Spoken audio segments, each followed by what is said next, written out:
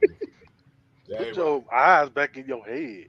Popped out like flavor. Pry their eyes open and force them to see the truth. We will skin the sheep and sacrifice the weak. The unholy alliance has arrived.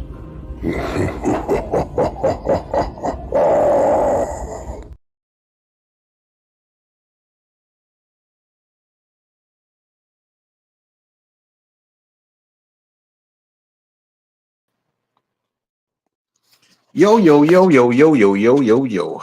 Victory Monday, Victory Monday. This is your boy, Man Mike, coming at you guys with yet another video.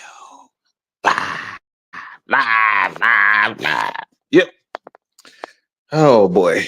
So, I told them I actually didn't feel like doing shit, but it's probably the best that I actually do it because I don't feel like it. So,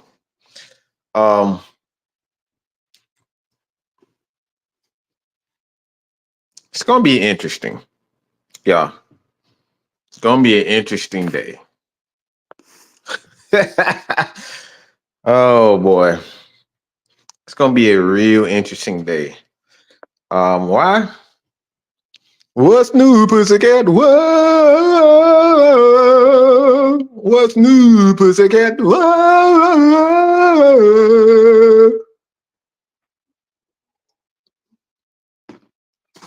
Oh boy. Boy.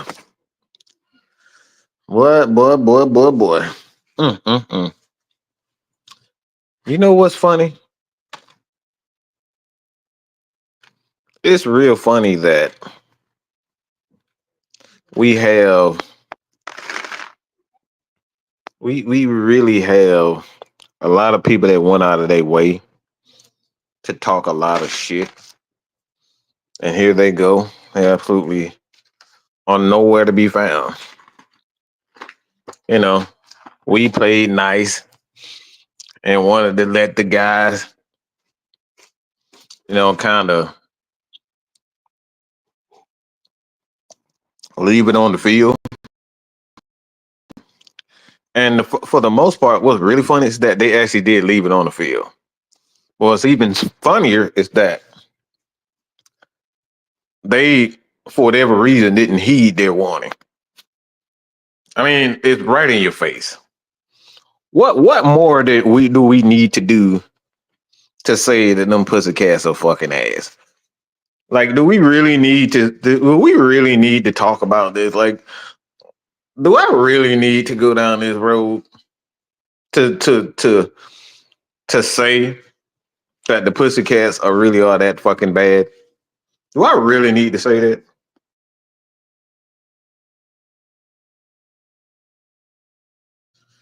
You're 1-4 coming into this game, but you had the nerve to talk some trash.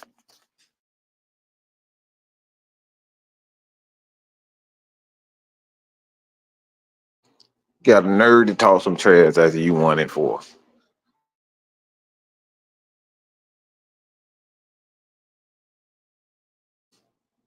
But it even more despicable. Like, you had to come at the great one. Senator Palpatine, Mad Mike himself. You really had the fucking unmitigated gall to come at me. To come at me? Like, you coming at me. You got the nerve to come after Mad Mike? Oh, you fucking serious? When your team is 1-4, you got the nerve to put up these stupid. You got these stupid. I'm talking about stupid live shows that don't have absolutely no point. You're just doing a whole bunch of whining and crying for no damn reason. Oh, the fucking don't respect Carolina Panthers. You don't traded Brian Burns away. You lost Derek Brown for the rest of the year. Your running game is inconsistent. Has been picking up a lot more recently. And you have the mitigated goal to sit up here with a straight face and say that we don't respect you. Why in the bloody hell should the Atlanta Falcons respect a 1-4 team? We have been in every single game. Every single game this year has come down to win one possession. Fourth quarter, win or lose, or draw. And you have the fucking unmitigated gall to sit up here and say that the Atlanta Falcons don't deserve the praise and the adulation? Are you kidding me, bro? What kind of crack are they up there selling y'all in North Carolina, South Carolina? Because I really want to know. Okay? Because I got some people that they look. There's some people that I know a few people that may want to know that type of information because you know what I'm saying. Like I'm. Are we really doing this? And see, what we like to do is call names. Okay, it's this Unk 2020. He spelled it UNKK 2020 _ 2020. Did all this bitching and whining and complaining. Talking about the Falcons don't respect Falcons. Atlanta Falcons don't respect the Carolina Panthers. I don't know where you even heard that from, but like maybe you need to hang around people that's actually smart. Okay, stop listening to stupid people because you never heard any one of us said that. All right, we don't respect the Atlanta Falcons don't respect. That never came out of Arthur Blank. It never came out of Raheem Morris. Kirk Cousins, never heard that from them. But you had to come up with this fake ass narrative about the Falcons fans don't respect it. And a lot of Falcons fans have been stating all fucking week that like even though this team is 1-4, we can't go in there and look past them.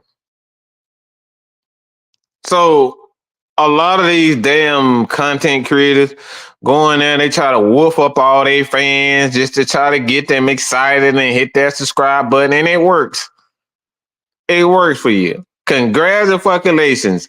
You build your bullshit on a bunch of lies and deceit.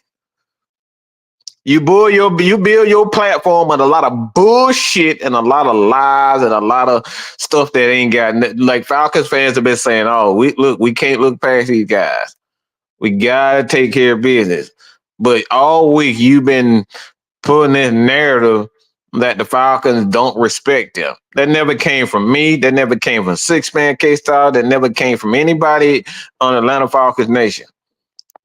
However, you did hear me say time and time again, I'm looking at this roster outside of running the ball. I just don't see how y'all can win. Falcons got off to a slow start in the first. We still have trouble stopping the run for the most part for a number of reasons, schematic reasons.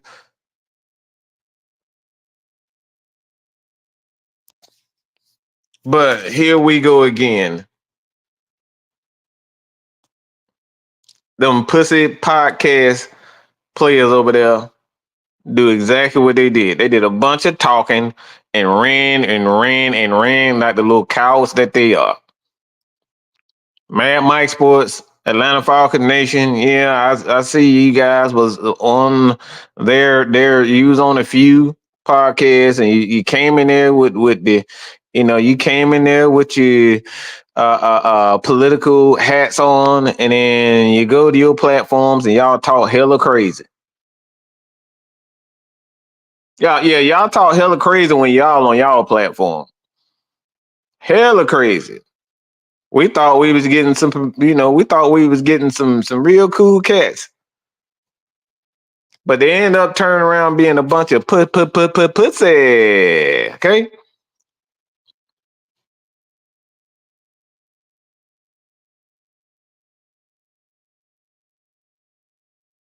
Got more heart than you got more balls than you got heart. I don't think that is a good thing. You got more blue balls than you got heart. Cause you ain't busting not one nut with that type of behavior. Got a lot of y'all did a lot of talking, did a lot of running your mouth, saying things you went out of your way to say several times on both our shows, You Talk Sports and the Heavy Hitters, and then you get on y'all platform and say, "Man, we're gonna kick y'all ass," huh?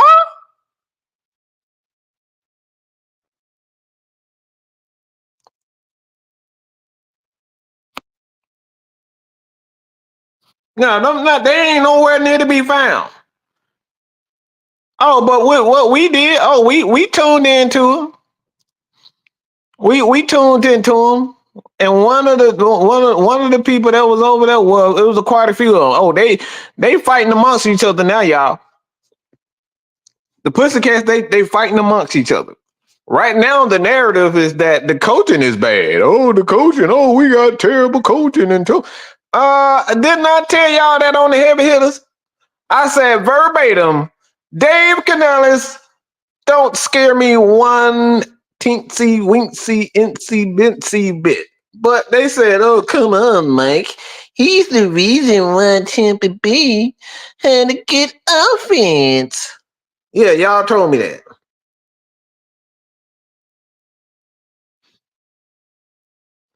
Yeah, but they won't come on Mad Mike Sports, and they won't come on Six Man K Styles, and they won't come on anybody else. I wonder why they won't come and talk to me and K Styles. Why they won't call? Why they won't come over here and talk to Big Sam?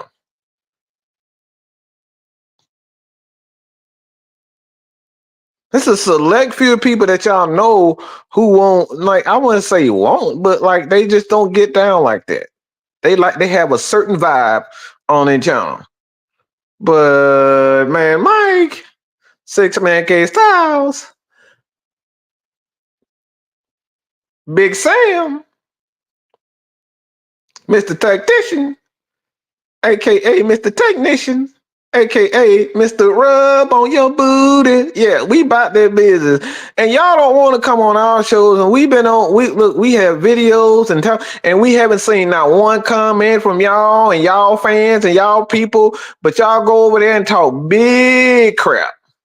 Y'all talk big crap over there. No, they haven't went live. And maybe they went to the game, but that's no excuse. Y'all could have put a brief post game, like a brief video. Man, we just got our kick, man. Shout out to the Falcon content creators, man. Y'all ain't do none of that.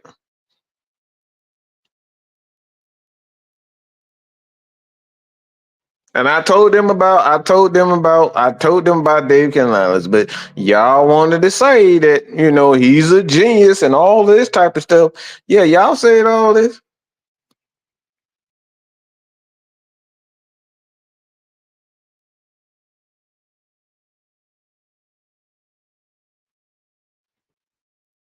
And they have the Commanders, Broncos, Aints, and the Giants next. Yep, that's a loss. That's a loss. That's a loss. And that's a loss. All three of those teams, four of those teams got pretty good front sevens. So they're gonna have, look, they could easily be at this point 1-9.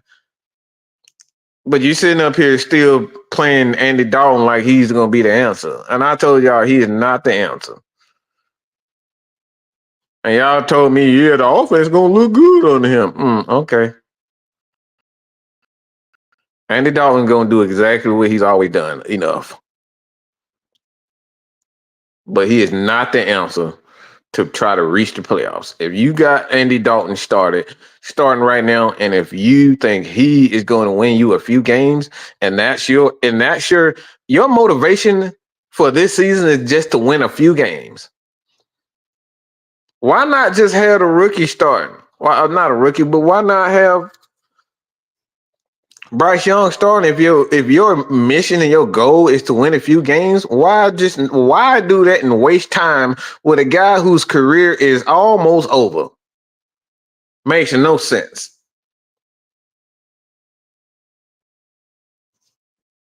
The Aints, it said that Aints are calling for their head coach to be fired again. That's hilarious. Let's keep our foot on the pedal. Lots of football left, and like I said, it's just getting started.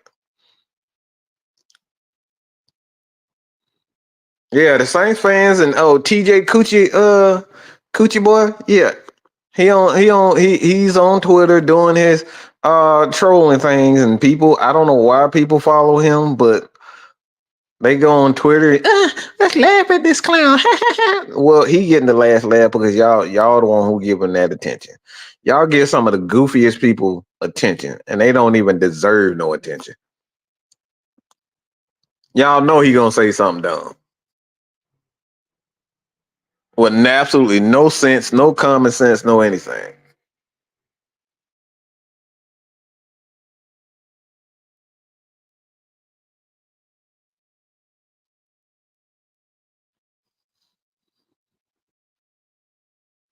So when it all calmed down to it, the first conversation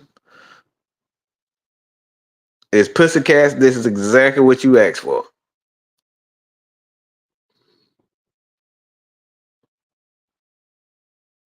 Yeah, Auntie 2020. Yeah, I don't know where he's at. I don't know where he's at. Look, somebody need to put a APB out on him because look, ain't nobody seen him. Ain't nobody how you talk. Ain't nobody talking about. Ain't nobody talking about no damn Falcon. Ain't nobody scared no damn Falcon. Now how you sound, y'all? Y'all think y'all the best? Y'all don't run the show. Sound like a goddamn. He sound like what? You know what he sound like? What the goddamn character with Tyler Perry do? Oh shit! Sound like Tyler Perry. Ain't nobody scared no damn Falcon. Ain't nobody. Y'all think y'all run the show? Y'all don't run the show.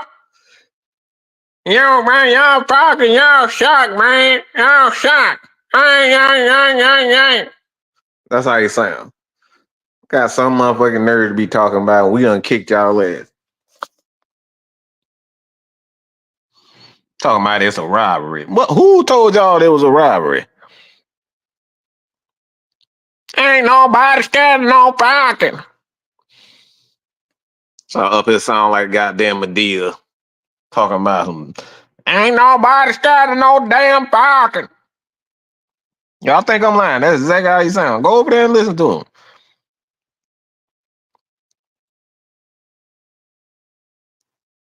Got some motherfucking nerd to be come up here talking about some goddamn Falcon. Look, the motherfucker better move to goddamn New Mexico, Afghanistan, goddamn Colombia, something. Y'all have better luck over there, goddamn, than y'all do in Carolina, because ain't nobody come to that bullshit. Come up here to see you goddamn run the ball 40 times and throw pick sixes and shit. Like, get the fuck out of here. And I'm supposed to be I'm supposed to believe that this is a record. Like, this is a robbery. It's 37-22. Falcons have been kicking their ass and kicking their ass and kicking their ass. And he up here talking about the Falcons. This is a robbery. A robbery win.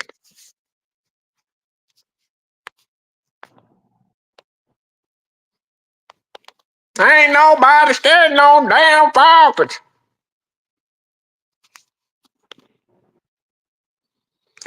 Dave Canales is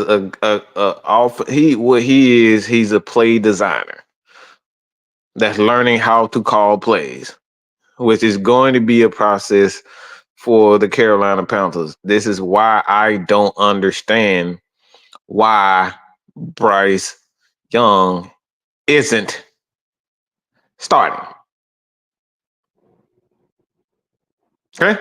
Don't understand why he's starting. It's a process. You're learning how to call plays because he's never really called plays outside of last year. You never really developed a quarterback. So what are we talking about?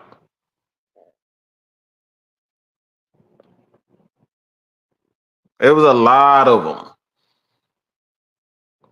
So when it comes down to it, man, I always try to be fair because I can talk hella shit. Oh, believe me, I love talking crap. I love talking crap. But just let me know what type of party it is, so I can look, I can put that professional hat on, where you won't hear not one curse word from me. Done it before, and I can. We do it all the time. You know, you can check out some of my live shows on Atlanta Sports Unlimited. Look, Mike and AFN, we can adapt to any situation. But I really felt some type of way. A motherfucker came in there with some gangster shit when we specifically told him that we were going, it's going to be a fair, honest conversation. We thought there was going to be a fair, honest conversation, and then we got ambushed. So I'm like, oh wow, oh that's what we doing now? Okay, just wait till we win. Wait till we kick that ass. Just wait till we kick that ass Sunday. And oh boy, y'all think it's over? It's just getting started. Did anyone catch that celebration Felipe Franks had when he made the tackle on special? Thought he was look, man, leave Felipe alone. That man glad to be in the damn NFL. Leave Felipe alone, y'all.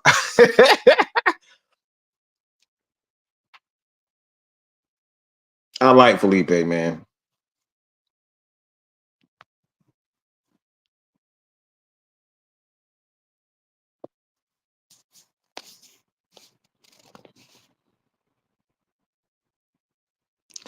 I mean, and this is what I want to get into with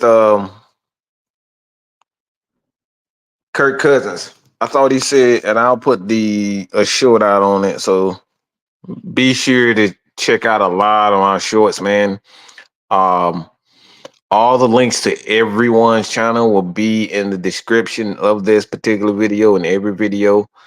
So you can subscribe to everyone's channel.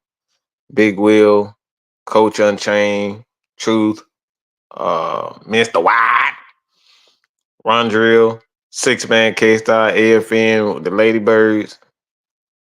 I know Chrissy can't wait to get talk about the Falcons Tuesday.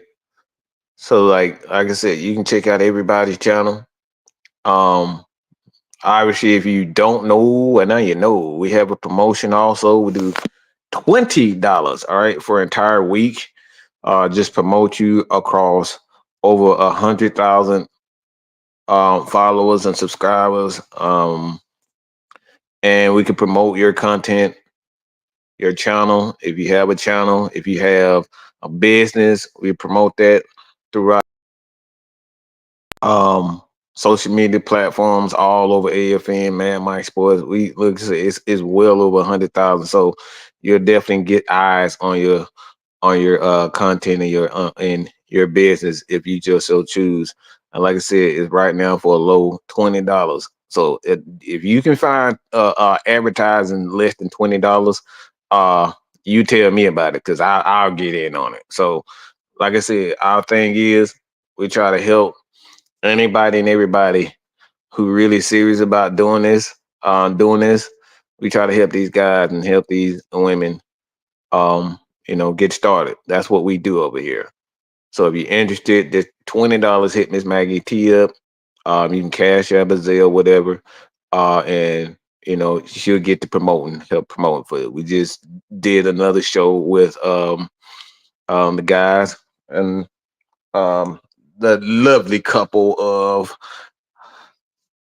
Brown and Orlando at the playground. They have a number of businesses in around Atlanta, but yeah, that was one of our business partners. So we helped them out with a handful of other people. So that's what we do. But like I said, man, Falcons fans, like, look, we're definitely we definitely it's just getting started. But now I got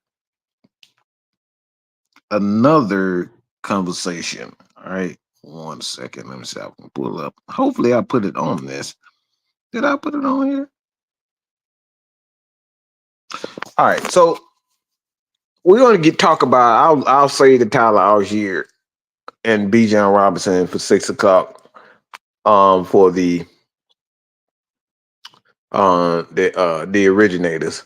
So we're gonna talk about that one. But just kind of give a brief reason as to why I think this is a conversation that needs to be had is, for one, I like the fact that Kirk Cousins, like I said, I'll have the short to that specific moment where he stated that as a veteran quarterback, and this is why you have to have a veteran quarterback. I think this is why you have to have a veteran quarterback like a Kirk Cousins who's been there. He's been to the mountaintop as far as having some of the best seasons as a passer. Um,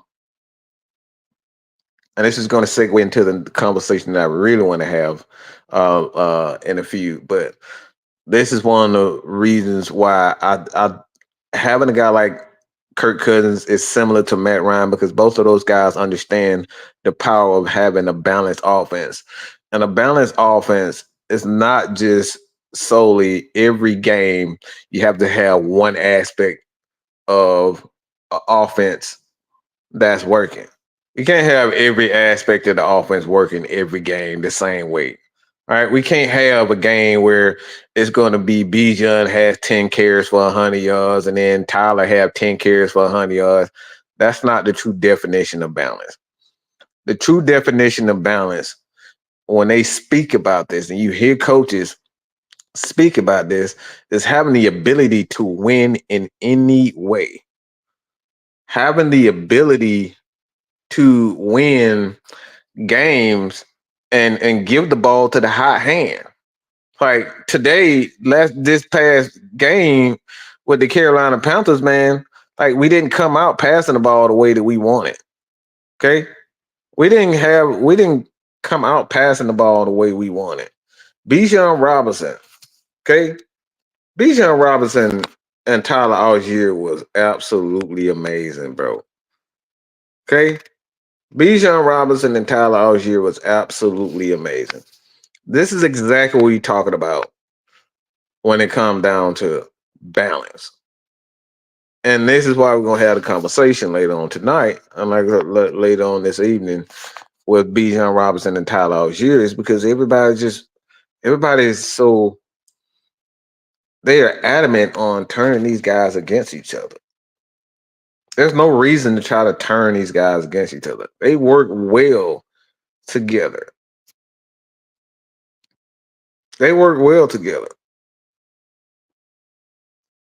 And somebody wrote something on a video and say, well, this didn't age well. Well, look, I was half right. And I say, step aside Bijan Robinson. This is a Tyler Allgeier game. Well, I was half right about it. I mean, it was a Tyler Allgeier game. But Bijan Robinson has something to say, partner. Bijan Robinson Bijan Robinson, he wouldn't say, look, bro, hold my motherfucking drink. You ain't finna be out here balling too. Look, you ain't gonna be the only one out here balling. Okay? I got something to say. Hold my motherfucking drink. Look, you gonna do this? Well, guess what? I'm gonna do my thing too. This is I've talked about with Bijan Robinson and Tyler Allgeier. I thought both of these guys are still young running backs. Believe it or not, they're still young running backs. Tyler Allgeier still got a few years as being a top running back, and he still has something to learn. I thought he missed a lot of cutbacks, and I thought Bijan Robinson missed a lot of cutbacks, and that's the difference between college and the NFL. The front side of the plays for most running backs are going to be eliminated in the NFL. Okay. In the NFL, the front side of the play is going to be eliminated a lot of times. So as a running back, you have to have that ability to look on the backside. And this is why guys like Mason for Kyle Shanahan, a lot of Kyle Shanahan's running backs, they're so good. It's not because these guys are just terrific running backs.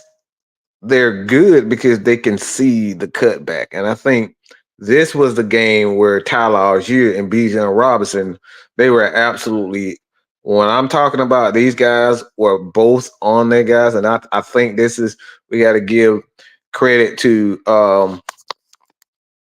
the Atlanta Falcons running back coach.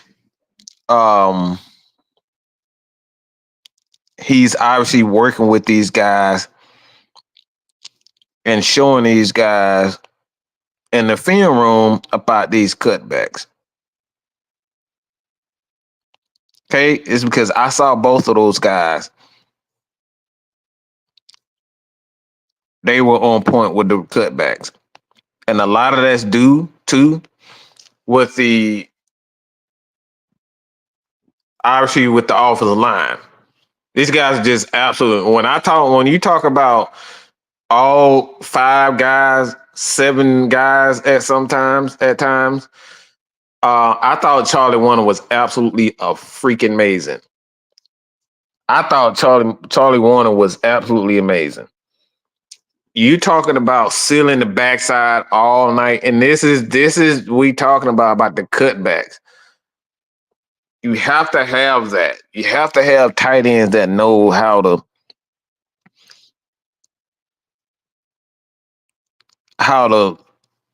one get there, but they have to see it. The gift for a running back is not so much in his skills, his 40 speed, his athleticism. The vision for like the gift for the running back, what makes running backs great is his vision to be able to see things develop before they actually happen. And I think what we saw from these guys today was absolutely amazing. I thought it was. I thought offensively, these guys were absolutely on it. Look, these guys were absolutely amazing. So when you look at this Atlanta Falcons team and say whether or not, are they complete? I think we're getting there.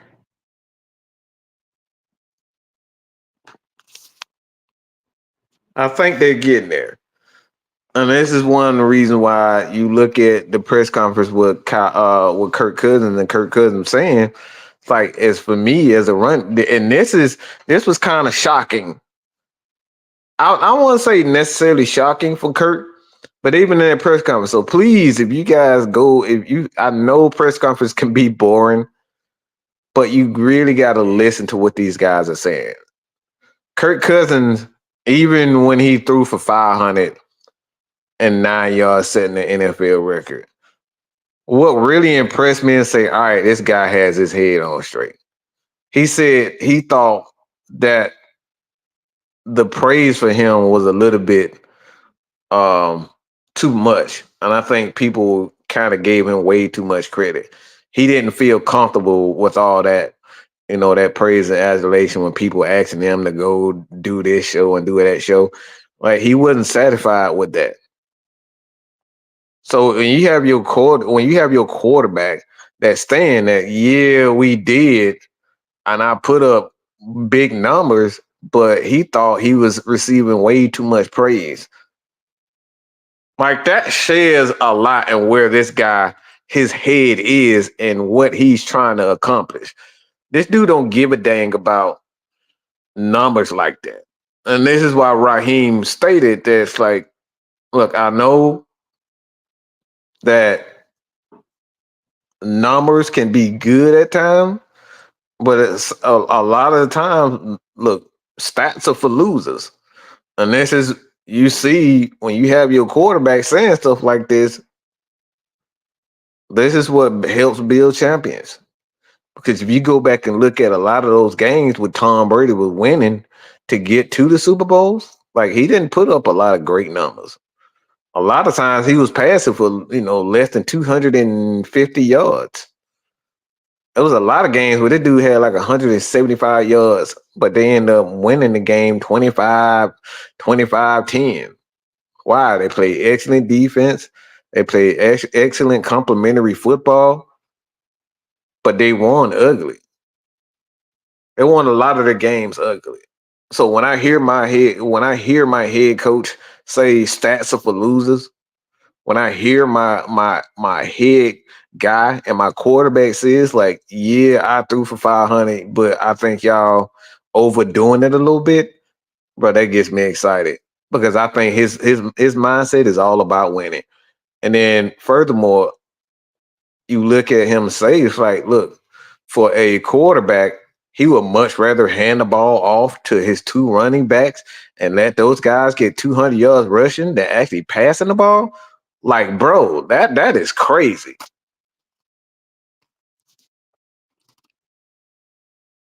So, like I said, man, I know a lot of people are looking at this team. A lot of people looking at this team and they're saying, we have so many weapons. We got to give this guy the ball, get that about the ball. But I think at the end of the day, man, what's wrong with this Atlanta Falcon team is that we have a lot of weapons and we're not going to satisfy everybody. And Earl Thompson said, what do you think the major issue with the defensive line, getting pressure and stopping run? Well, you got to stop. Look, you can't have – this is something that if you go back and listen to our but our post-game show, you stated, and this is something that I said previously, and again, y'all got to listen to what I'm saying, man. Okay? I know I bullshit a lot and I say I told you so, but I told you so. And I'm not saying this to be fucking cocky because I don't need y'all to be cocky. I'm a cocky son bitch on my own. But you gotta listen. Falcons are not stopping teams on first and second down. You cannot continuously get 5, 6, 7 yards on first down and then expect our defense to have opportunities to rush the passer. We don't have as many opportunities to rush the passer than we think. Now, this past game, we had a lot of opportunities, but we had a lot. I think Lorenzo Carter, he at least missed 2 opportunities to get sacks. So the Falcons had opportunities this time. So in regards to getting pressure, I think we have to stop the run. Get these teams in long passing situations. On top of that, we got to sustain the drives, and that's the first time offensively that we actually score a lot of touchdowns instead of getting field goals. And we did a wonderful job of that. But the defense, they didn't stop the run. And as far as, stopping the run is concerned, I just see a lot of schematic issues. I don't necessarily think it's personnel. I don't think and I know people not going to like me saying that, but I don't think we have a personnel issue in regards to the pressure or the stopping the run. I think of a lot of our issues is schematics. We're still trying to figure out where guys, especially the linebackers. John Abraham actually spoke on this, and that a lot of times our linebackers are flat-footed, and a lot of times when your linebackers are flat-footed early, um, when your linebackers are flat-footed, well, you're already too late. The linebackers got to be going. They when they see the play develop, you got to attack it long before. So you got to hit those gaps before they actually develop. And a lot of times we got guys like Caden Ellis, who's not a middle linebacker. He's more of an edge guy than he is a middle linebacker. And we saw today, this past game with Nate, who was much better at stopping the run. You know what I'm saying?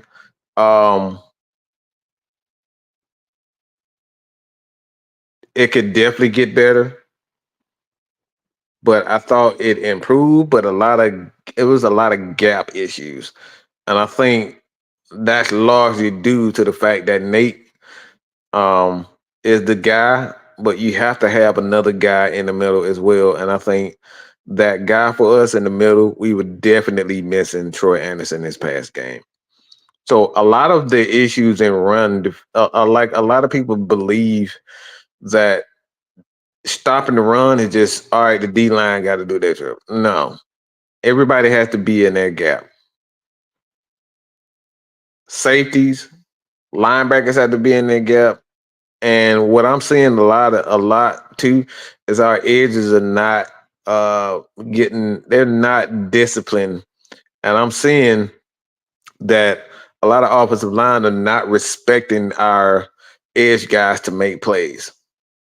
And they're not making plays in the run game. So what they're doing is that they're doubling Grady Jarrett and they're doubling David Onyemata. I saw that a lot. Like they were leaving their tight ends one-on-one with our edge guys. Like they were doubling Judon. They were letting Judon come free and run defense a lot of times, but they were doubling our edge guys. A lot of times, I mean, they were leaving our edge guys one-on-one. Judon made he made plays, but I think the thing is Judon can't be the only one on the edge making plays, and I think that's the problem. They're saying Ebiketa, he played a lot better. He was much more disciplined in the past game. He got a couple of key pass rush situations kind of to get pressure and kind of create interception opportunities and miss passes, stuff like that. So I thought Ebiketa did a good job. I actually thought Lorenzo did a good job, but he couldn't finish. And I think those are the things too that have played the Atlanta Falcons, that they're not finishing their sacks. There was no reason why he should have missed a couple of opportunities. He should be running as much as he did in Andy Dalton. And that's because we really didn't. And that's simple as that. The Falcons just didn't finish our sacks. So I don't think it's necessarily a pressure issue as far as our players are concerned or the personnel is concerned. I think a lot of it is finding which player is best in certain situations, because it's still 6 games in. Still got ways to go. So I'm not going to give up on them. I think, sometimes it takes longer than what we expect.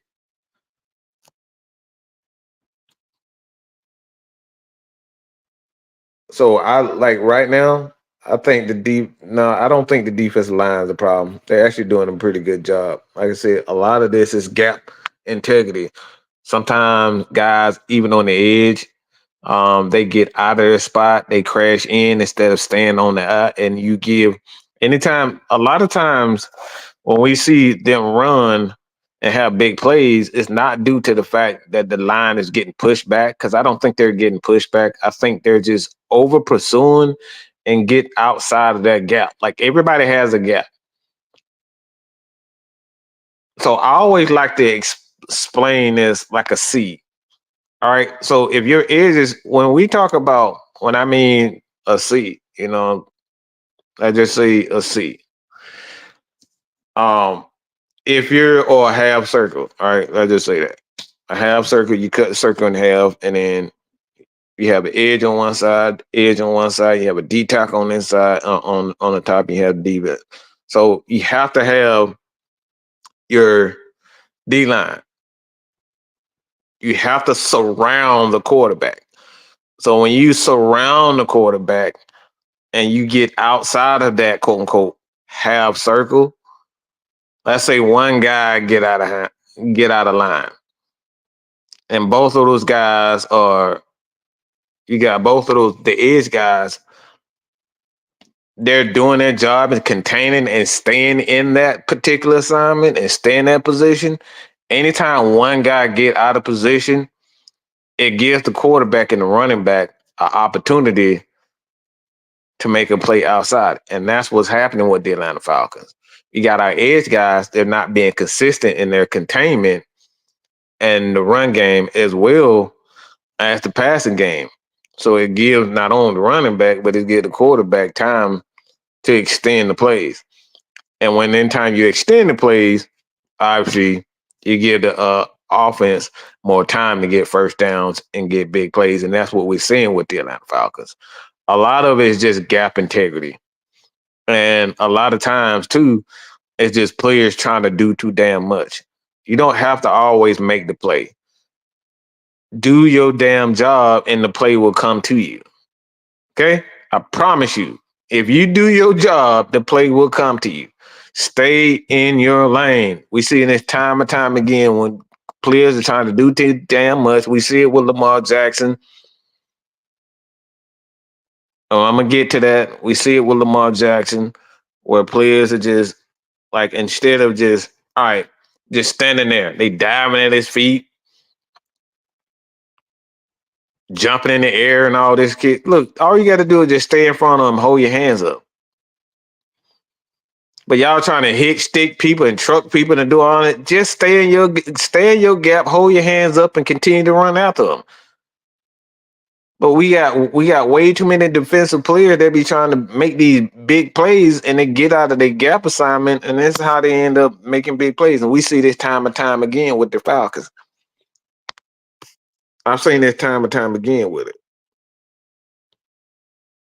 No, this is not true at all. David Onyemata has been an absolute amazing. Him and Grady Jarrett are doing wonderful. And again, it goes back. Look, anytime you see one player, we're not seeing like the thing is the Falcons are doing a good job. They make plays when we make when it's necessary. It's not true at all. David Onyemata and Grady Jarrett are doing a wonderful job. Rook, I think a lot of our defensive tackle doing an amazing job. But it goes back to in gap integrity. Anytime one person not doing their job, they're gonna look a lot worse than what they actually are. Because one guy isn't doing their job. This is what I mean by staying in your gap, doing your damn job. Because if you don't do your job, it's gonna make David Onyemata, Grady Jarrett, Matthew Judon look like they're not doing anything because we got one guy on the left side or the right side that getting out of his assignment and extending the plays and getting first downs. This is why you need to do your job. So it's not true that David Onyemata and Grady Jarrett, these guys are doing their job. I think Taquan Graham is doing a good job. He could get better, but I think he's doing a good job.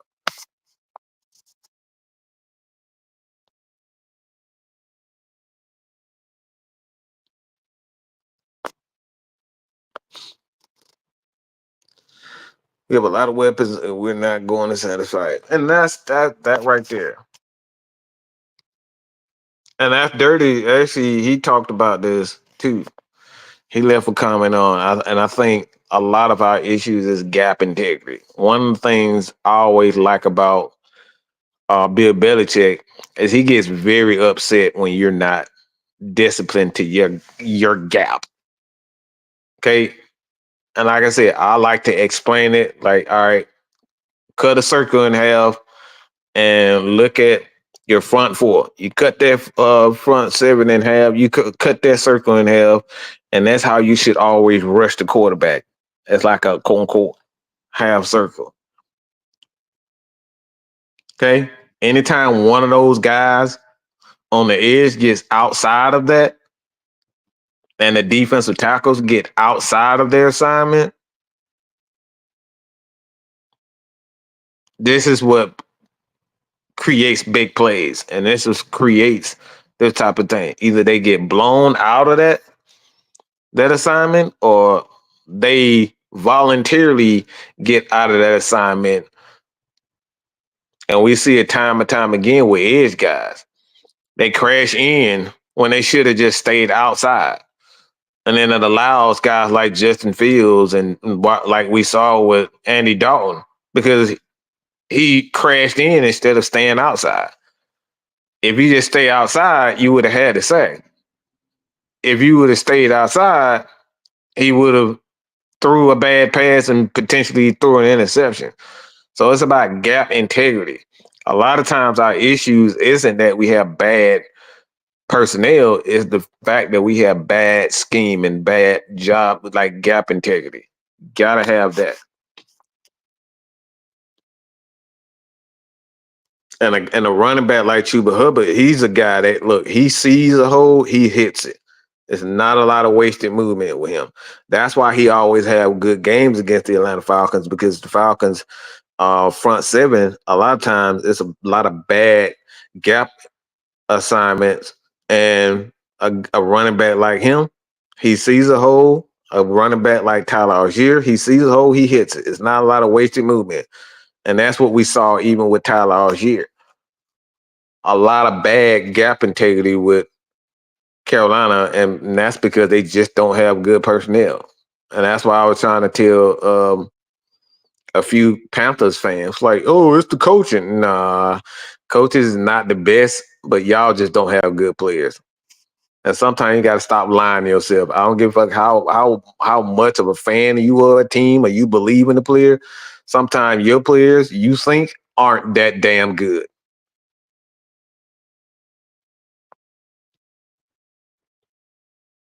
It was Clark Phillips. No, but from what I heard, Jerry Gray told him, if you get the interception on that play, go down so he can run the clock out. So it's actually coach. And these are the things we're talking about having guys like Jerry Gray on a team.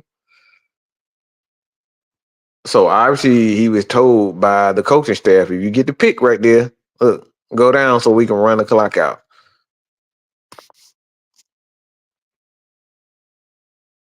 No, I don't think we need another pass rusher. I think we just need to give it time. Look, if you can get a pass rusher for a bunch of pennies, maybe. But I don't know if the Falcons have enough money to bring in one.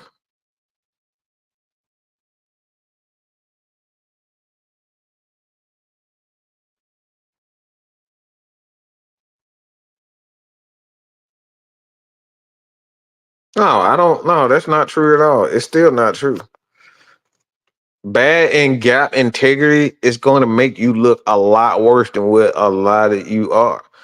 We need our edge guys outside of Judon to step up. I've seen a lot where Lorenzo Carter, he over pursues and then he crashes in for what I seen James Smith, James Williams Smith, or James Smith Williams, or whatever the hell his name is. I've seen him do the same thing. I've seen Honor Ebiketie. The issue is the edge rusher outside of Matthew Judon. These guys aren't consistently they're just not consistently they're not consistent in their gap assignments. They've been way too aggressive. So I think a lot of our issues is just gap integrity.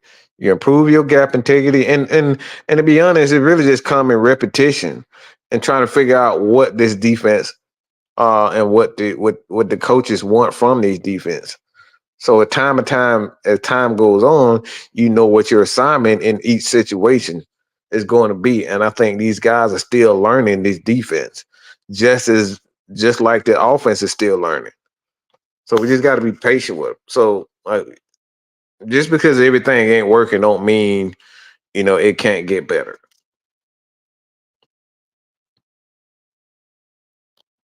This right here, second half, the defense hardest scoring. So, like, what's up, coach? So a lot of time we be thinking that, you know, a lot of these guys are just like they're playing bad defense. A lot of time it's just not that. A lot of it. Look, it's a reason why guys say do your damn job. It's a reason why coaches say do your damn job. If you do your job, you'll get sacks. But when you go out there and try to be the damn hero and do too much and dive and fucking hit backflips like you fucking Simone Biles or something like that, like I see this all the time. This is why it pisses me off when I see teams play Lamar Jackson. It's because motherfucker be out here trying to hit fucking pirouettes and scissor kick like fucking Shane Chong and shit. Like motherfucker, all you got to do is run after him, hold your hands up, and let him continue to run backwards. But motherfucker be diving and shit. I'm like, why are you chasing after him like that? This is exactly. Go look at the tape with Tampa Bay and Mike Vick. This is what I mean by rushing with integrity. You just don't chase after a guy like Mike Vick. You don't chase after this guy like that. You let this guy run, and you just stay in your gap. He's going to eventually come back to you. And we're not saying that. We're not saying good gap integrity with it. We chasing after these guys. These guys just running back, running sideways, running this way, running that way. It's like a fucking clown. Well, we got these dumbass defensive guys that want to fucking hit backflips and scissor kick and try to kick his legs. And I'm like, man, all you got to do is run out there, hold your hands up, and continue to stand your gap. But we're not saying that.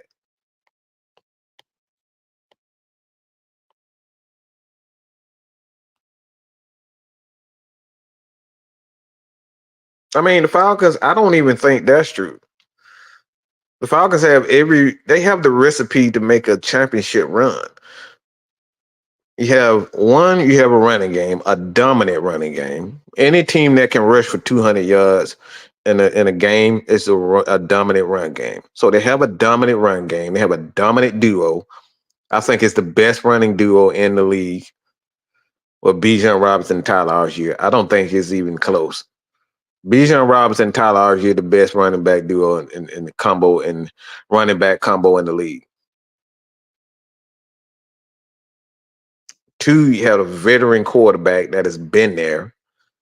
He's been in every situation as a quarterback. You have a head coach in Raheem Morris who's been to the Super Bowl. He's lost the Super Bowl. He's won the Super Bowl. He's worked with some of the greatest legends, the Tony Dungy's. Like he's been in every situation. So they have that.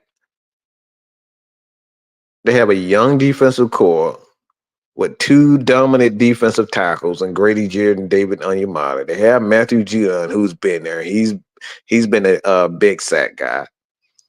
You have two of the best safeties in the league, and then you have one of the best corners in the league in AJ Terrell. So the Falcons have every aspect right now to win championship. The thing is, you just have to be more consistent. And right now, the Atlanta Falcons are doing one thing that we always say it matters. Just fucking win, baby. Just win. I don't give a damn if we don't have. Look, I don't give a damn if Kirk Cousins is out here throwing the ball for 225 yards a game. If those yards leads to win, that's all I care about. Why do we care about how we get the win? The Falcons are finding a way to win games now. We used to say, here the Falcons, they're just going to find a way to lose. Well, they're not doing that anymore. They're finding a way to win. And that's always something to look up to. I don't give a damn about how pretty we look. I don't give a damn about how pretty we look. Find a way to win the game. That's it. And that's what we're doing. So if you as a fan is not happy about the Atlanta Falcons finding a way to win, I don't give a damn if we giving up 100 yards rushing the game. As long as we find a way to win and get those key stops in key situations, that's what mattered. No, the Atlanta Falcons run game did not look great. No, they didn't look great. But guess what happened for the fourth? And this is what OG Sam said, Mr. White. He said this on his show. The Falcons have had a turnover in every game this year. Let me say it again. I don't give a damn about no sacks if we getting turnovers every game. Yeah, the Falcons weren't getting turnovers nor sacks on the other Smith like that. So, well, they did 1 year with we did that with when we got Jesse, but for the most part, we've struggled for the last 5-6 years or so getting turnovers. We weren't getting turnovers nor sacks. So if we just getting turnovers every game, every 2 turnovers every game, I don't give a damn about no pass rush. Get off the field and get turnovers. I don't give a damn. We can have 20 sacks on the fucking year, but as long as we had 40 fucking turnovers over the year, I'm good with that. I don't give a damn. I do not care if we don't get sacks. If we get turnovers, if we get 40 turnovers and only 25 sacks, I'm good with that. As long as it ends in a win. That's what she worried about. So, and this is one of the reasons why Raheem said like stats are for losers, because if sacks don't lead to wins, who the hell cares? The turnovers are leading to wins. AJ Terrell with a pick in a key situation couldn't stop the run, but when we need to make a play, AJ Terrell made a play. Clark Phillips. When we need to close the game out, guess what he did? He made the clutch win. So I don't give a damn about no sacks. I don't give a damn about giving up 100 yards rush. As long as we make plays, and that's why I say, like, yeah, I'm going to be upset because I want my team to be perfect. But at the end of the day, if these guys are making plays in key moments and they continue to win like this, I don't care.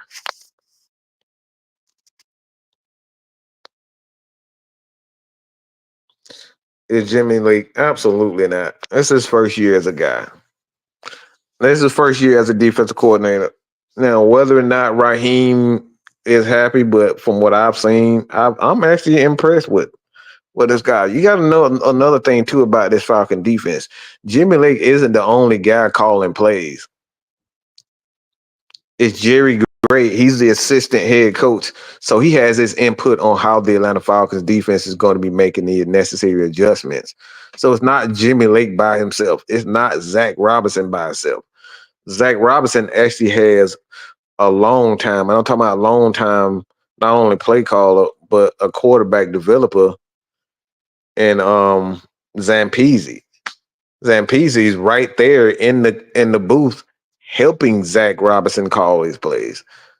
Jerry Gray is right there with Jimmy Lake calling plays. So these guys aren't alone. They have a veteran on top of it. So the Falcons have a system in place.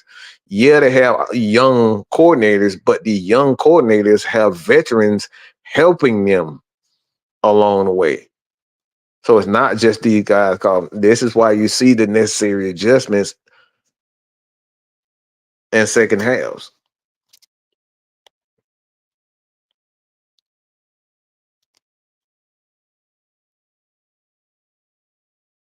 So another thing too, and I got to get into a mini rant before I call it.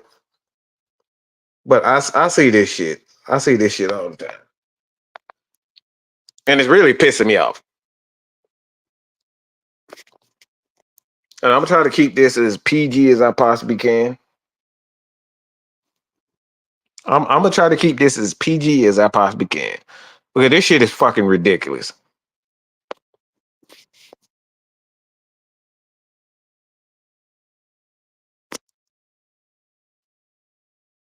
It's getting ridiculous. How many fucking times like we gonna nitpick at Kyle Pitts? The tight end duo with Charlie Warner, Kyle Pitts, this offensive line, these guys help run the ball for 200 fucking yards.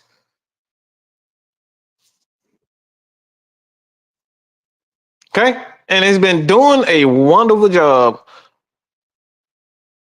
all year, to be honest. He had a brain fart a couple of times, and now we up here sitting up here. See, this is why we need to trade him.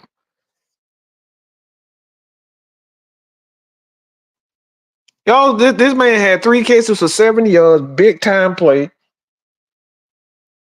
52 yards, almost had a touchdown. Almost had a touchdown for the second time, and third time in 3 weeks. And we sitting up here talking about, oh, see, this is why we needed. He quit on the route. No, he didn't. It was miscommunication. He thought it was going to come out a lot quicker. The pass rush ended up getting there a lot faster than Kirk anticipated. So he had to kind of double clutch on them. I don't want to say double clutch, but he kind of hesitated a little bit to figure out to kind of read the defense. Kyle stopped, and the ball kind of sailed over his head. So it wasn't, he didn't quit on the route, y'all. I wish people say that. Stop saying that dumb shit. But it's not what. The ball was up in fucking Jupiter. Okay, that ball was nowhere near it. Like, he wasn't gonna catch the ball. He's 6'6". Okay, he was not gonna catch that ball. But from the angles that people see, oh, he quit on the route. You just saw him stop. That ball was nowhere near him. But I hear people, even in my fucking crew, saying dumb shit like that. He quit on the route. Man, shut the fuck up. Like, he will have 1 or 2 mistakes the whole fucking game like everybody else does. But it's a fucking problem when Kyle Pitts has 1 mistake. We see this man, Ray McCloud, make a mistake every game. Okay? And Ray is a wonderful player, but he has that 1 mistake. Nobody trying to trade Ray. Drake has 1 mistake. Drop passes, misassignment, miscommunication on a route. And that happened actually with Drake London. It happened in the 2-minute offense where him and Kirk Cousins had a miscommunication. He threw the ball over his head. So these things happen to every player. Bijan Robinson misses his assignment. And a lot of times he missed a hole or he doesn't break a tackle he should, or he end up falling or something like that. And Tyler Allgeier misses a cutback. These things happen to them. We're not saying, oh, we need to cut Bijan. We need to trade Bijan. This shit only happens with Kyle Pitts. This shit only happened with Kyle Pitts. With everybody has an opportunity to make a mistake except for him.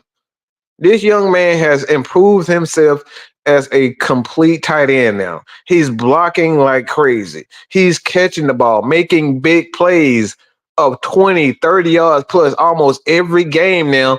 And this is not good enough for y'all. He missed 1 fucking play. Let's just say he fucked up on that 1 play. It's 1 play. Yes, let's say he quit. Let's say, yes, he quit on that 1 play. Guess what? He was the reason why Tyler Allgeier, Bijan Robinson, and a lot of these guys, it was a couple of plays in the game with Kyle Pitts. These guys had a whole zone. They had the whole linebacking core really literally jumped on Kyle Pitts. And I forget who it was. It may have been Ray McCloud. I think it was Ray McCloud. And Ray McCloud caught that ball behind, and they were playing a zone, but everybody had eyes on Kyle Pitts and ended up catching Ray McCloud in the middle of the defense wide open. And these are the things that I'm saying. Like, no, you don't see everything that Kyle Pitts and his importance to this offense. He's gonna have a what the fuck moment. Everybody's gonna have a what the fuck moment. Kirk Cousins having 5-6 times a game. We're not trying to say get rid of him, but soon as Kyle Pitts had that what the fuck moment, we try to get rid of him. Like, get a guy a break. He's never going to be Julio. Okay, let's forget it. He's never going to be that. Excuse me. He's probably never going to be a Tony Gonzalez. But that doesn't mean he's not going to have. He's not going to have any significance to the team.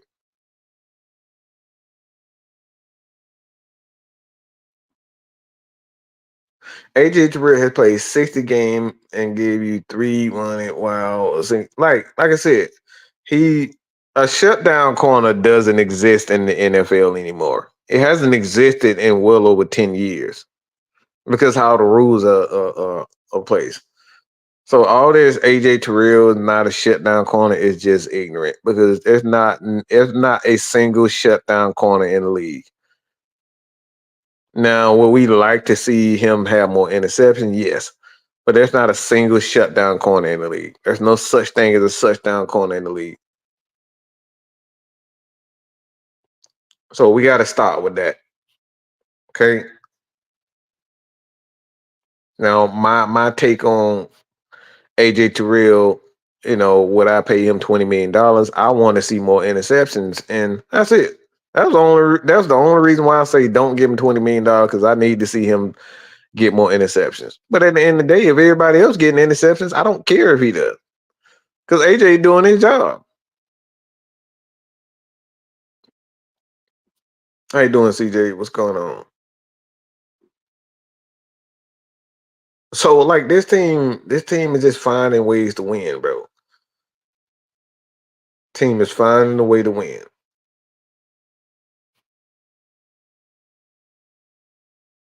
Yeah, like I said, this happened. This happened to every player. You can have everybody had that what the fuck moment. Every player. Chris Lindstrom, like they call a phantom. Like this man dove on the ground and barely hit somebody in the ankle, and they call a holding penalty. I'm like, bro, what is going? These refs be tripping on the Falcons now, bro. This man he dove on the ground, barely hit a man's ankle. I don't even think he hit him, and they call a holding penalty on Chris Lindstrom. And it's stuff like this that we see almost every game. We see this every game with Jake Matthews, but for the most part, Jake Matthews is solid. I think I think the offensive line, this is their best game all year. But we're not saying trade them. Soon as Kyle Pitts have one fuck up, everybody trying to say, yeah, you get rid of him. He sucks. No, he bullshitting. He don't want to play no more. And then when he make a play, everybody shut the hell up and they don't want to say, yo, man, Kyle Pitts is good. Y'all don't want to do that. But as soon as you mess up, y'all would say that stuff. So, like I said before, man, we gotta stop. And this is the last thing I want to talk about. And I might go a little bit in depth later on, but please start with this Lamar Jackson shit. Okay? Gotta stop. I don't give a flying fuck what he looks like in preseason. We see this every year with Lamar. Okay? He's an elite regular season coach. This is the first time I've seen. Look, this dude have back-to-back 300-yard passing yards, and we act like he fucking Jesus Christ right now.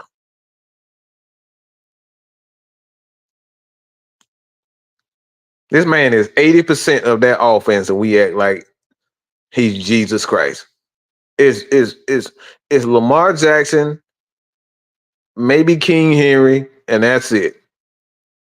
And I'm supposed to be impressed with what I'm seeing. Why should I be impressed with Lamar? I've seen this before from him. This is nothing. He's doing nothing short of what he typically does.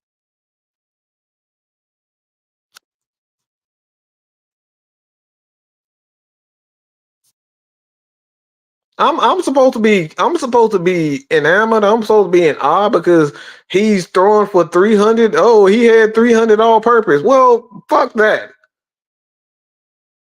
Our quarterback had 500 yards. Our quarterback had 500 yards, but we up here praising Lamar Jackson for finally having 300 and something all-purpose yards. Yeah, our quarterback did that already. And what? Is this dude playing out of his mind right now? Absolutely. But that's not, look, Lamar Jackson is forever going to be that. But in order for him to really impress not only me, but his fan base, Baltimore don't care about him putting up them numbers. His Baltimore fans don't care about him putting up them numbers. Baltimore team don't care about him putting up those numbers. They trying to get to a Super Bowl. They trying to win a championship. They trying to win multiple games to get past the AFC Championship. I don't care. Who cares? They're doing a wonderful job of scoring touchdowns. That's what he does.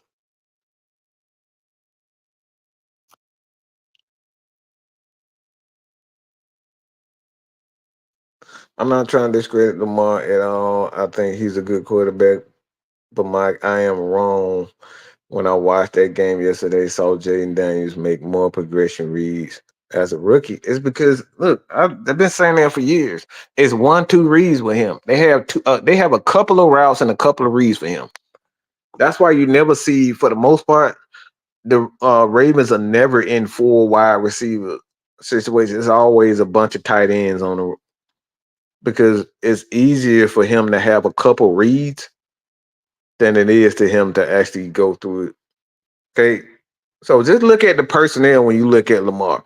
They a lot of times they in big personnel and they have a couple of tight ends. That's why you have guys like Andrews and Likely.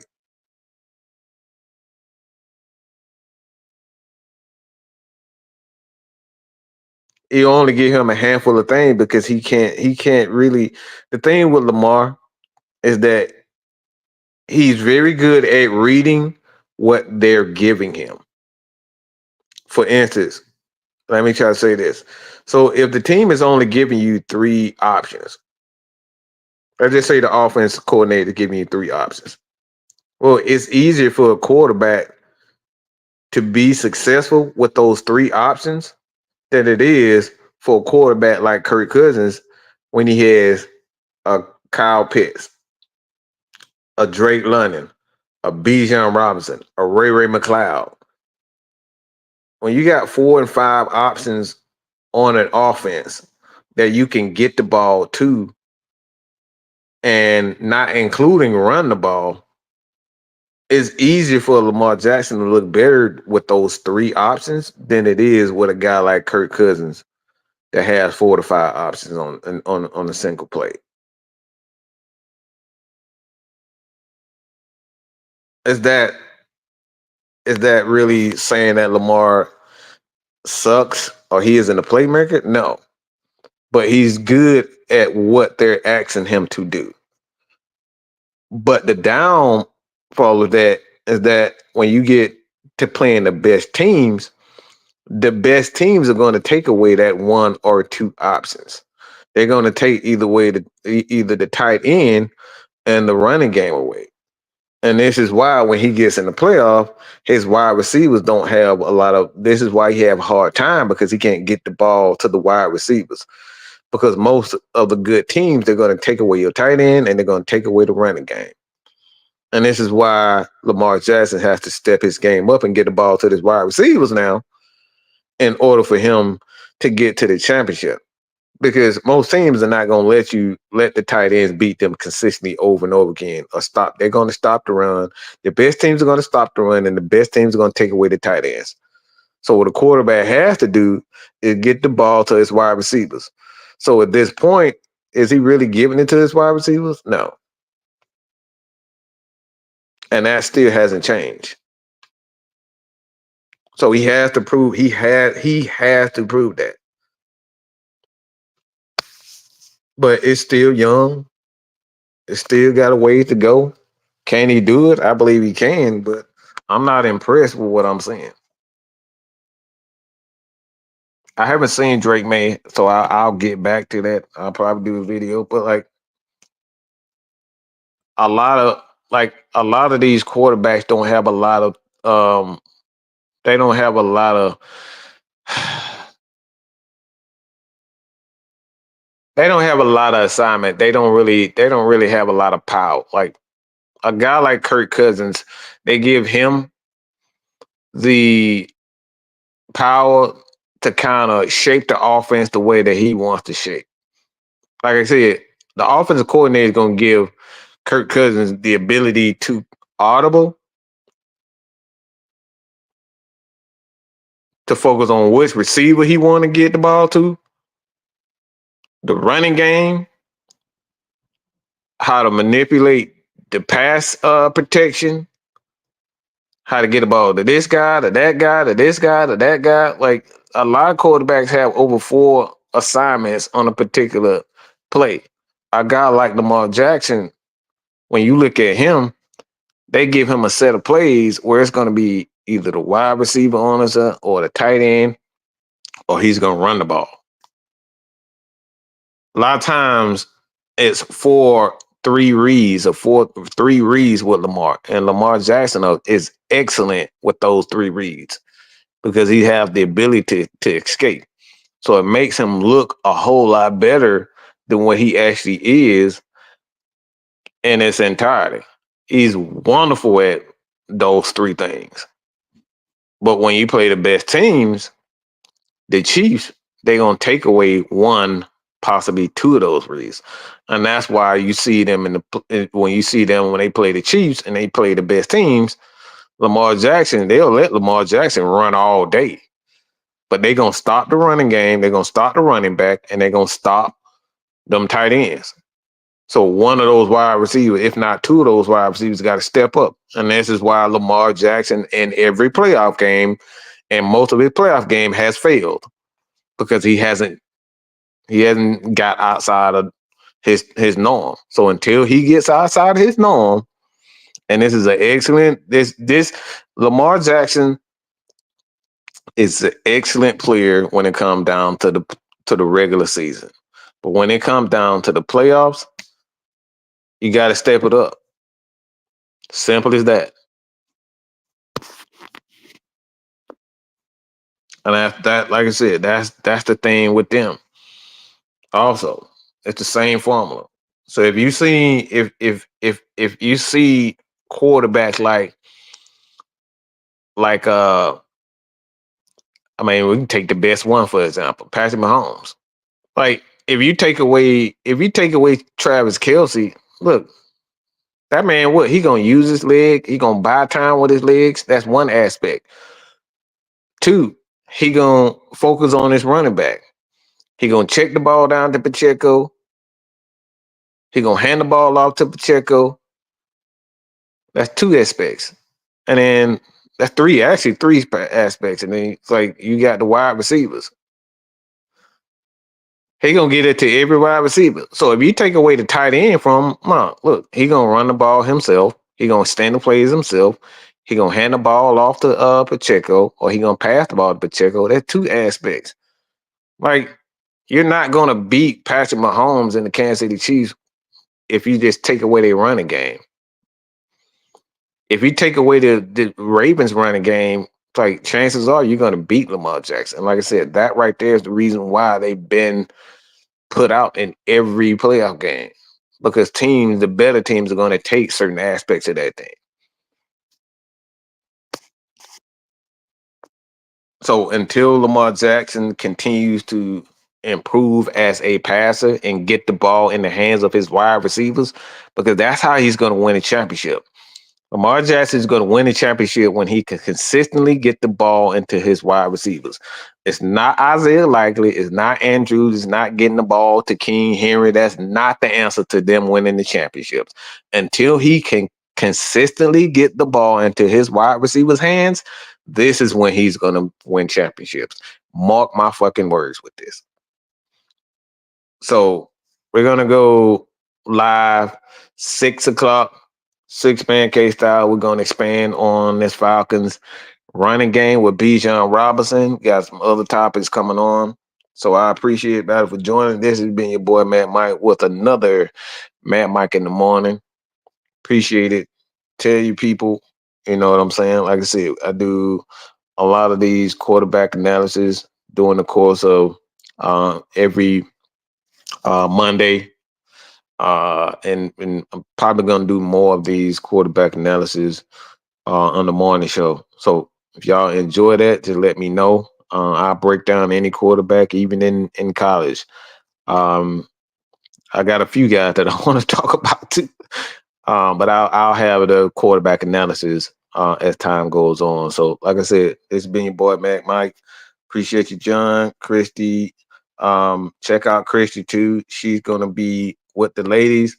Auntie Pam, Christy, Maggie T, Asia, Whitney. Got a few others. It's gonna be coming on at some point.